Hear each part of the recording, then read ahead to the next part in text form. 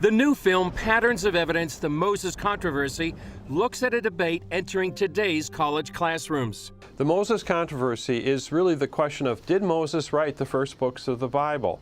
And for a lot of Christians, it's not a controversy at all.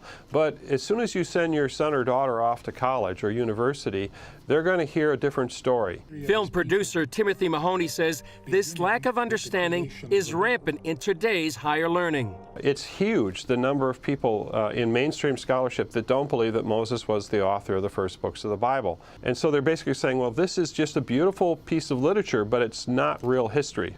And Mahoney says that's the issue. The problem with that is that Jesus believes that Moses wrote the first books of the Bible.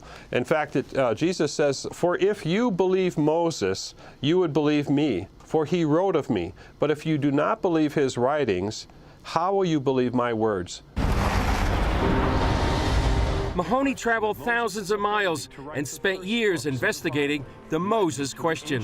What I realized is that if Moses doesn't exist and Moses didn't write these first books of the Bible, this impacts the rest of the Bible. While many mainstream scholars cast doubt on the history and archaeology of Moses, Mahoney says he can show why they're wrong.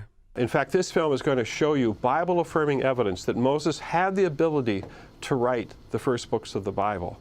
With biblical values under assault in today's culture, Mahoney says his project can speak to both believer and skeptic. Now, if you have a family member that doesn't believe, and you've been looking for an opportunity to bring them to something, such as, or to talk to them about the Bible, this film is a perfect tool for that because it's done very scientifically. Mahoney says today's generations have doubts and ask tough questions. But there are answers for these questions.